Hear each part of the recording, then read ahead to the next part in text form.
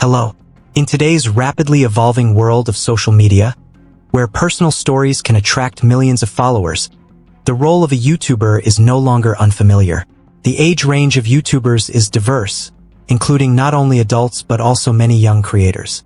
Among them was a 13-year-old girl named Peyton Medley. She created her own YouTube account in 2016, sharing her thoughts and feelings with her online audience and occasionally playing fun games with her friends and family. Everyone believed that Peyton's life was filled with joy and laughter, until a shocking tragedy struck the following year. When the police stepped in to investigate, they uncovered a terrifying secret. So what really happened? Let's find out. Ogden is the 8th largest city in Utah, with a population of around 90,000, located about 40 miles from Salt Lake City. It's also where one of the main characters of this story, Peyton Medley, lived. Unlike her peers, Peyton faced a series of misfortunes early in life. In 2014, when she was just 11 years old, her father passed away from cancer. Her mother, Nadia, was pregnant and unemployed at the time. Not long after, the newborn also tragically passed away. From then on, it was just Nadia and Peyton struggling together. These painful experiences left deep psychological scars on both mother and daughter. Even from a young age, Peyton understood the harshness of life. After recovering emotionally, Nadia managed to find a job at a massage parlor in a local mall. Though her income wasn't much, she maintained an optimistic attitude. She focused on raising her daughter with love, taking her out on excursions, swimming trips, and helping her find joy and meaning in life so Peyton could experience a happy childhood. In 2015, Nadia's life took a new turn. While working at the massage parlor, she met a client named Michael. Michael Bullinger, 60 years old, was 14 years her senior. He was an experienced private pilot, often flying to different cities for work.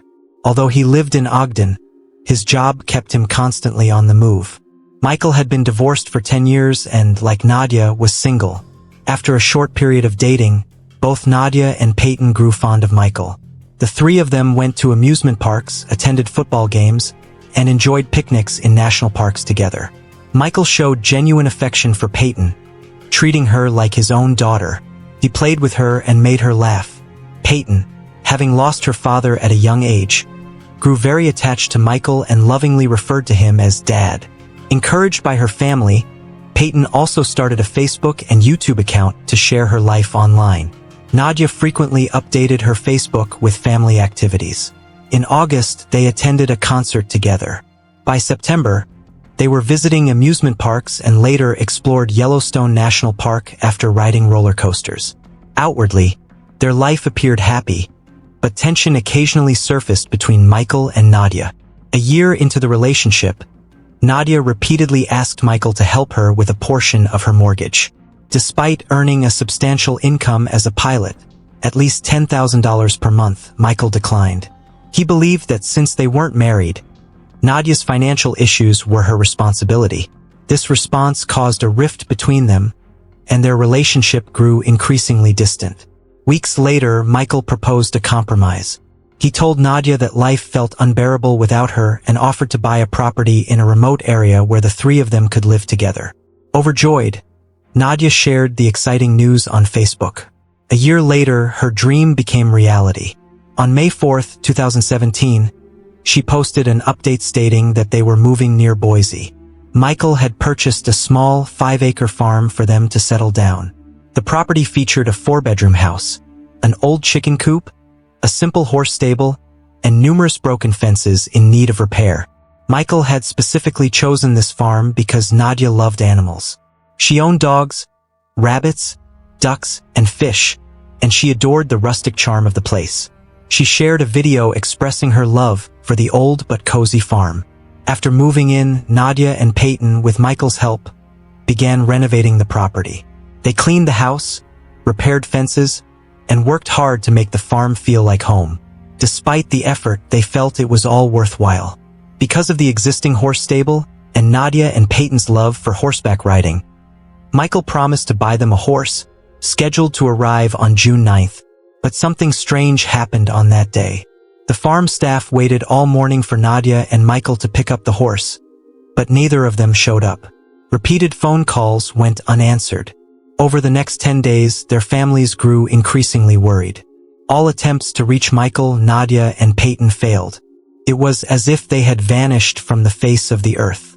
This disappearance was especially alarming because Nadia and Peyton were known for being attached to their phones, frequently updating their social media accounts. But now, their phones were unreachable, and messages remained unanswered. Concern turned into fear. Their families contacted 911, requesting a welfare check. On June 19, 2017, police arrived at the farm. Utah's June heat was stifling, and the air was thick with a foul stench. Following the source of the odor, officers reached the old chicken coop. They opened the door and were confronted by a massive blue tarp, swarming with flies. Underneath the tarp, they made a horrifying discovery: 3 severely decomposed bodies. All 3 victims were female, ranging in age from adolescence to middle age, each fatally shot. It was immediately clear that one of the bodies belonged to 14-year-old Peyton and another to her mother, 48-year-old Nadia. But the identity of the third woman was a mystery. Who was she? Why was she at the farm? And, perhaps most disturbingly, where was Michael? The identity of the third woman was confirmed by police through DNA and dental records. She was Cheryl Baker, 57 years old. Born in 1960 in Detroit, Cheryl was known for her love of swimming. She earned a lifeguard certification in high school and later followed in her parents' footsteps, both of whom were educators.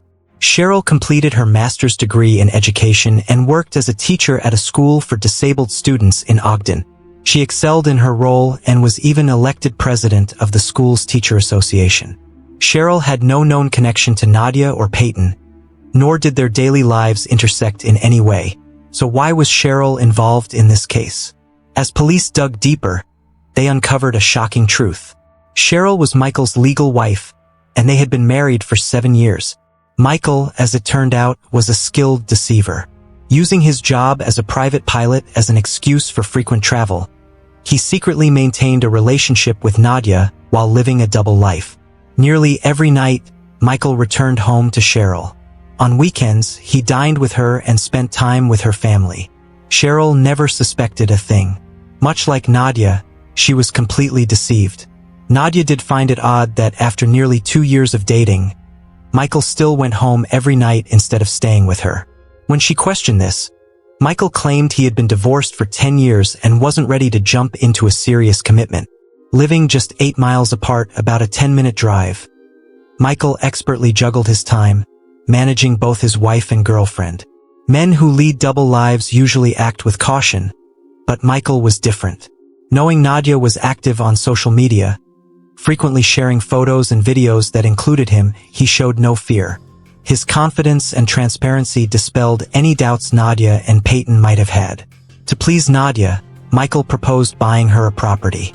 Simultaneously, he lied to Cheryl, saying he planned to retire and move to a quiet farm in Caldwell where they could enjoy a peaceful life together. Cheryl believed him and willingly invested in the purchase. In fact, the farm was bought with Cheryl's money, with the ownership registered under both Cheryl and Michael. But in reality, it was Nadia and Peyton who lived there. Michael told Cheryl the property needed significant repairs before they could move in. He claimed he would stay in a trailer on the farm and work on renovations during the day. He promised that in a few months, once everything was ready, they would move in together. Cheryl trusted his words, but fate took a tragic turn.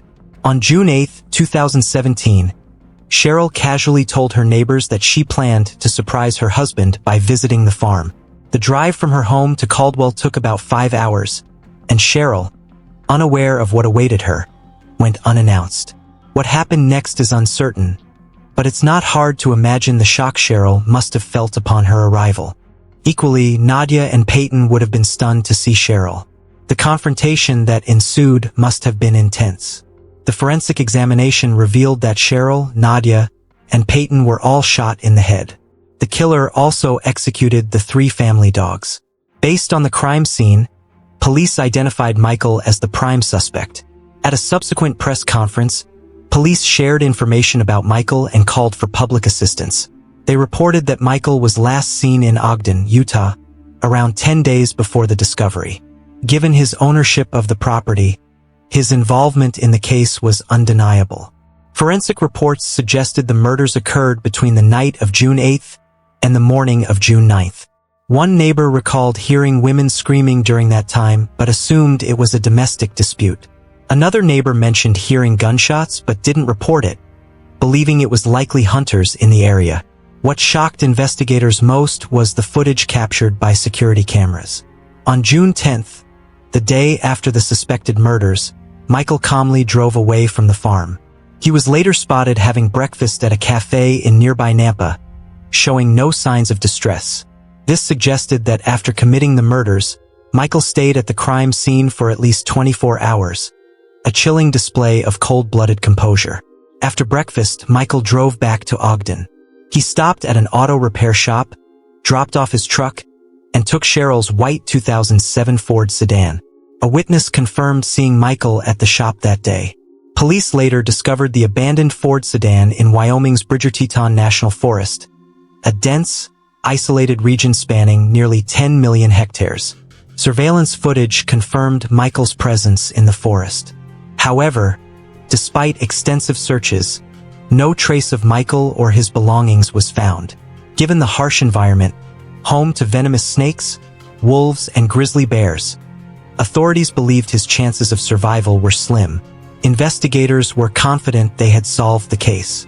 They had enough evidence to believe with 99% certainty that Michael was the killer. The remaining 1% lingered only because they hadn't captured him. The motive remains speculative, but police theorized that Michael had manipulated Cheryl into buying the farm, planning to divorce her later and claim half the property. He would then reunite with Nadia to start a new life.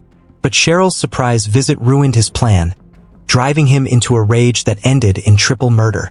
The most innocent victim was 14-year-old Peyton.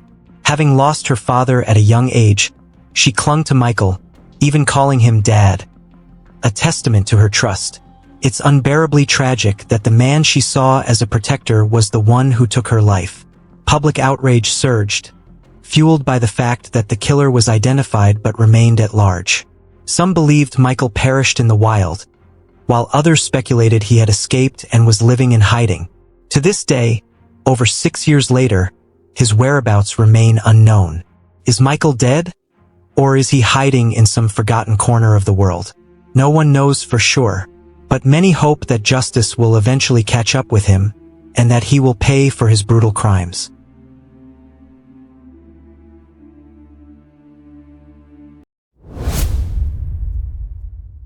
On May 26, 2014, Sydney, Australia, was in the middle of autumn, and the morning along the coast was slightly chilly. Although it was a Monday, 24-year-old Sydney resident Lachlan Stevens didn't have to work that day. He and his friends were boating from Sydney Harbor to the other side of the bay. Around 7:30 a.m., as their boat neared the bay, Lachlan noticed a long blue tarpaulin floating on the water not far away. Out of curiosity, he turned the boat and slowly approached the strange object. Upon getting closer, he saw that the tarp was tightly bound with white rope, and there appeared to be a long object wrapped inside. Looking more carefully, Lachlan was startled to see a pair of white sneakers sticking out from the bottom of the blue tarp. It was clear that someone was wrapped inside. Overwhelmed with panic, Lachlan immediately called the police, took some photos, and waited for law enforcement to arrive. When the police arrived at the scene, they opened the tarp and discovered the body of a young man inside. He was neatly dressed, wearing a black shirt and long pants, with a plastic glove on his right hand and white sneakers on his feet. Upon performing an autopsy, the forensic pathologist determined that the young man had been shot twice in the right chest, which was the cause of death.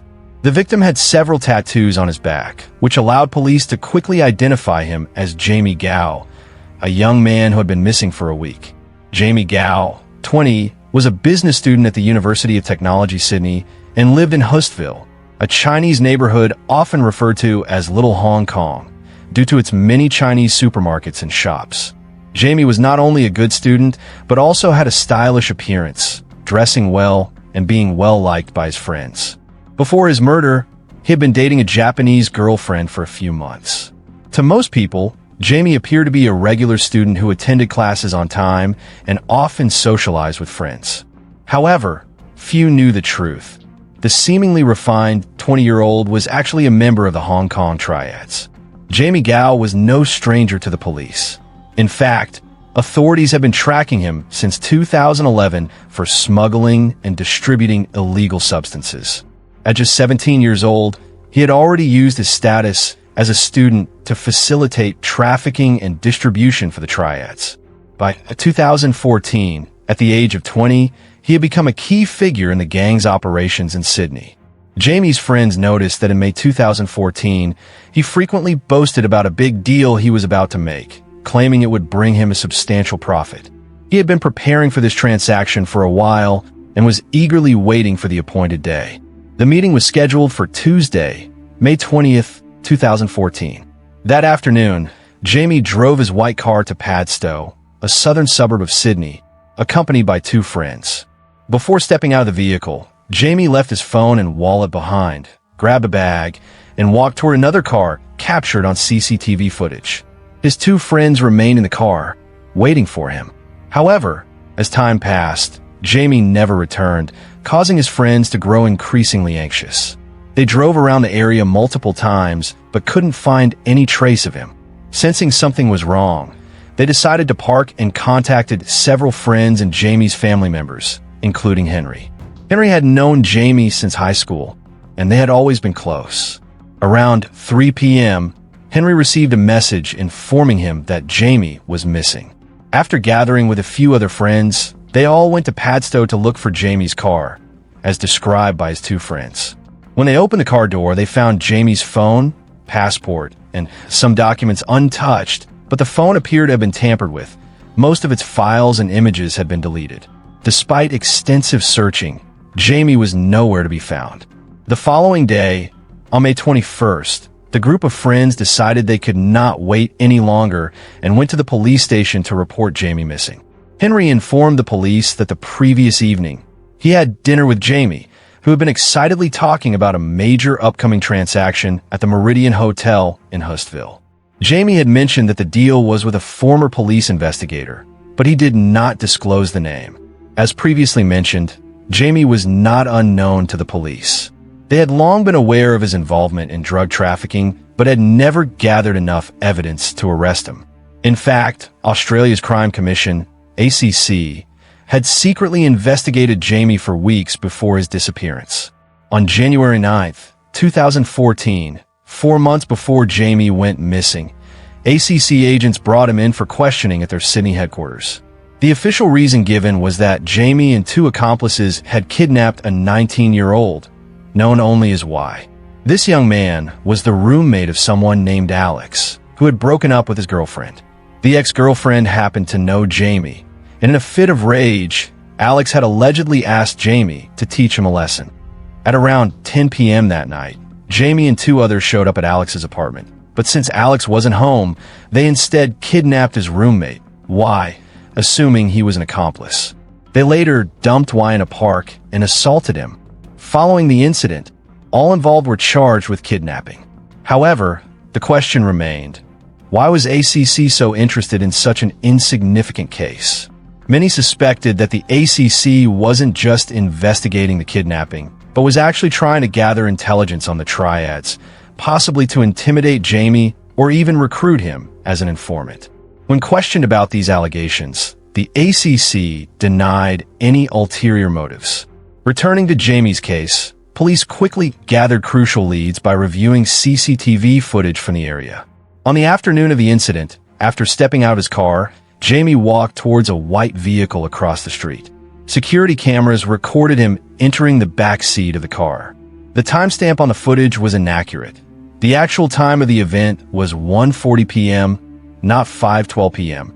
The car then started moving and traveled approximately 900 meters, eventually turning into a storage facility. At 1:42 p.m., a hooded man wearing a cap was seen getting out of the driver's seat of the white car. Upon further investigation, police discovered that on the previous night, April 19th, at 7:51 p.m., This same man had entered the Meridian Hotel in Hustville. The person he met there was the same man seen in the footage from the following day. Police believe this meeting was to finalize details of the drug deal. Upon thorough examination, authorities were shocked to identify the hooded man as none other than a former acquaintance, Glenn McNamara, a retired detective from the Sydney Police Department. At this time, McNamara had retired and transitioned into a private detective and writer. He had written a book titled Dirty Work and had appeared on numerous television programs, gaining some public recognition. However, in reality, McNamara was in the midst of an expensive divorce, and a legal battle had nearly bankrupted him. His new book was selling for 38.5 Australian dollars, but sales were disappointing. In desperation, he decided to take a reckless risk. Both McNamara and Jamie Gow worked with the same lawyer, with Jamie primarily serving as a Cantonese English interpreter. After entering the security code to open the warehouse door, McNamara slowly drove to Unit 803, got out, and opened the rear door. Jamie quickly ran inside, clearly wanting to avoid being caught on camera. A few minutes later, at 1:45 p.m., a silver car arrived. It circled the warehouse area to ensure that no one else was around. Once certain, the car parked across from the warehouse door, and an older man with a limp stepped out. He approached Warehouse 803, knocked on the door, and entered. Minutes later, the older man returned to his car, repositioning his trunk closer to the white car's trunk. Shortly after, someone emerged from the warehouse, now wearing different clothes, carrying a surfboard bag. At this point, the bag appeared very light. Not long after, McNamara dragged out another much heavier bag. Exiting the warehouse, the two men worked together to load the heavier bag into the trunk of the car. Once everything was in place, the car left the area, and from that moment on, Jamie Gow was never seen again. Police examined the 2 gunshot wounds on Jamie's body and determined that he had been murdered inside the warehouse before being stuffed into the surfboard bag. Authorities reviewed CCTV footage from the surrounding area and soon discovered more crucial clues. On the afternoon of the incident, at 3:03 p.m., McNamara was recorded returning to the parking lot of his apartment building. The surveillance cameras clearly captured his car's license plate. Further investigation revealed that McNamara had purchased the vehicle under a fake name just months earlier for 2,000 Australian dollars. About an hour later, at 4:20 p.m., McNamara returned to the storage facility with the older man. The two appeared relaxed, laughing and chatting. Inside the store, McNamara rented a set of ropes, and then both men proceeded to the underground parking lot, where they loaded the surfboard bag containing Jamie's body on a McNamara small boat. After completing the disposal, they bought 6 bottles of beer to celebrate. The most shocking detail? The police didn't even need to investigate the identity of the second man. They immediately recognized him as Roger Rogerson, a notorious former detective with a long history of corruption and crime. Roger was born on January 3, 1941, in Sydney, Australia. When he was 6 years old, his family moved to the suburbs. He grew up in an ordinary working-class family. His father was a boilermaker, and his mother was a housewife who stayed home to care for their children. Roger was an intelligent child, excelled in school, and had dreamed of becoming a police officer since high school. However, his mother disapproved, hoping he would become an engineer instead. Meanwhile, his father strongly opposed his career choice, questioning why his son wanted to join the police force, considering that it was both dangerous and poorly paid. At that time, Australia was plagued by crime, and law enforcement was engaged in brutal battles against organized crime syndicates. Despite his family's objections, Roger was determined to pursue his dream. In January 1958, at the age of 17, he enrolled in the police academy.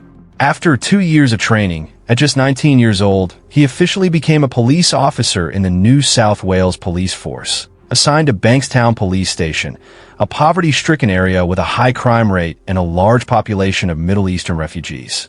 Growing up in Bankstown, Roger was intimately familiar with the local streets and had many connections. He knew exactly who the drug dealers were and who frequently broke the law. As a result, he often provided exclusive intelligence to detectives, earning their trust. After a few years, he was promoted to investigator. Over the next several decades, Roger participated in numerous armed police operations, cracking down hard on criminal activities. During this era of social unrest, Roger repeatedly confronted criminals head-on, solving many major cases and becoming a public hero. Many believe that, with his outstanding record, Roger was destined to become the next chief of police. However, reality was far from the perfect image he projected. Beneath the mask of justice, Roger was secretly controlling many of Australia's illegal underworld transactions.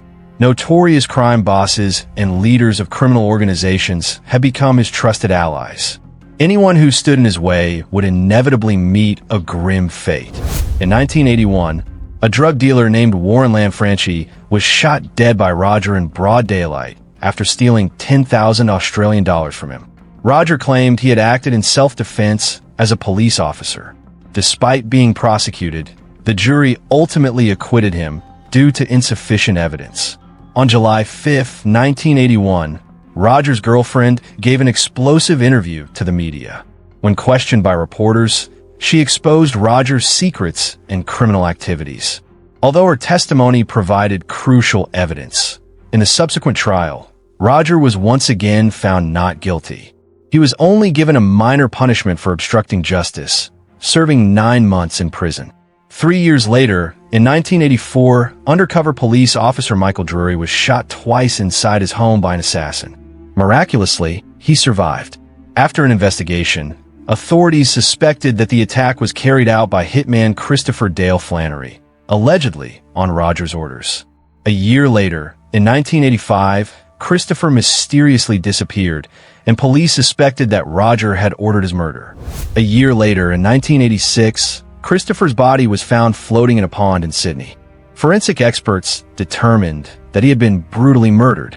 However, as a highly experienced detective, Roger was well aware of police investigation techniques.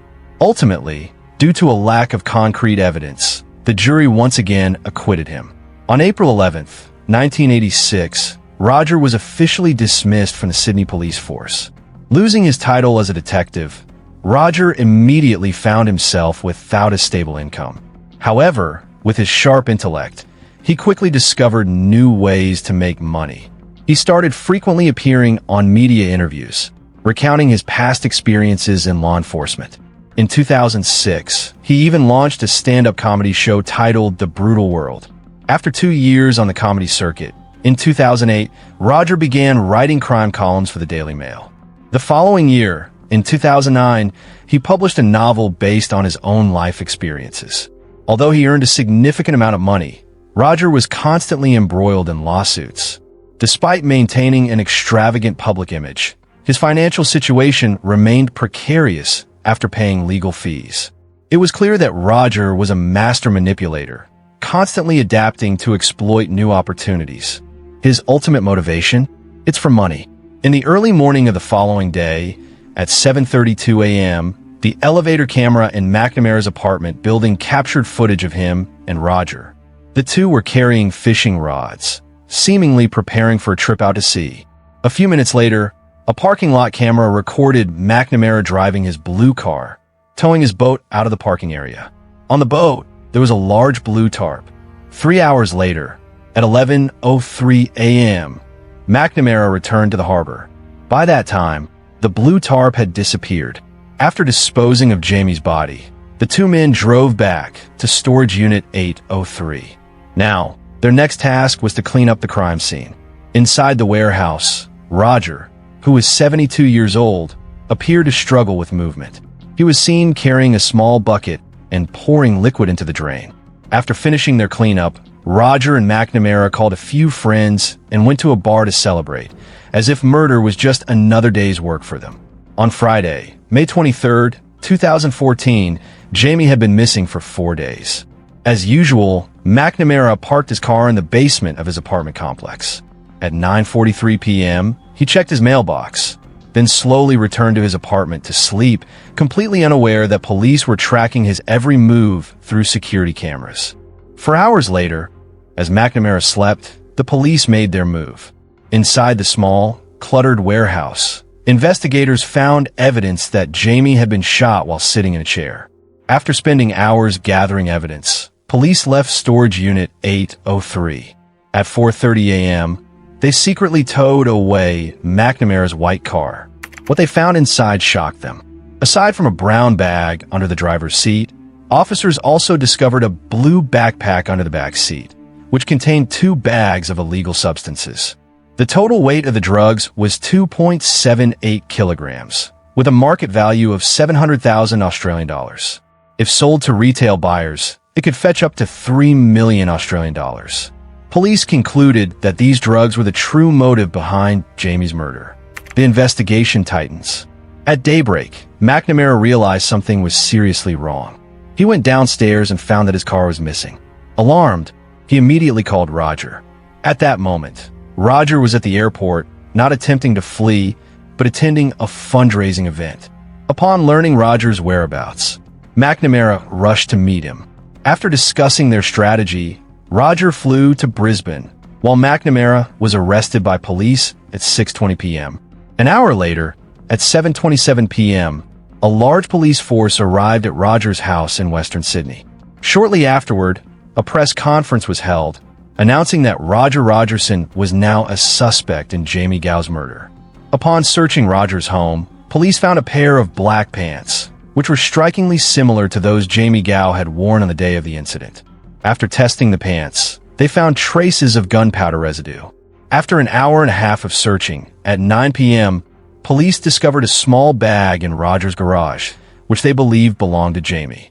On the morning of May 26th, 2 detectives flew from Sydney to Brisbane to arrest Roger.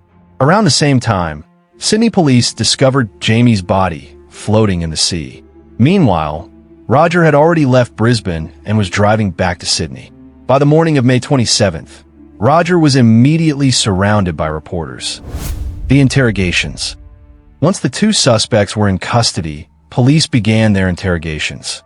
Interestingly, the 2 men, who had been celebrating together just days earlier, suddenly turned on each other, each blaming the other for pulling the trigger. Roger claimed that he received a call from McNamara, who asked him to come to the warehouse. When he arrived, he was shocked to find Jamie lying unconscious on the floor. However, McNamara denied this story. According to McNamara, the shooter was Roger. He said that while the 2 were talking with Jamie, Roger suddenly pulled out a gun and shot him.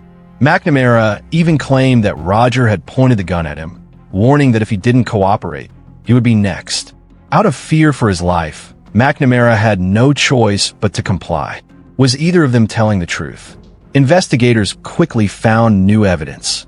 By reviewing security camera footage, police discovered that McNamara and Jamie had met more than 20 times before the murder.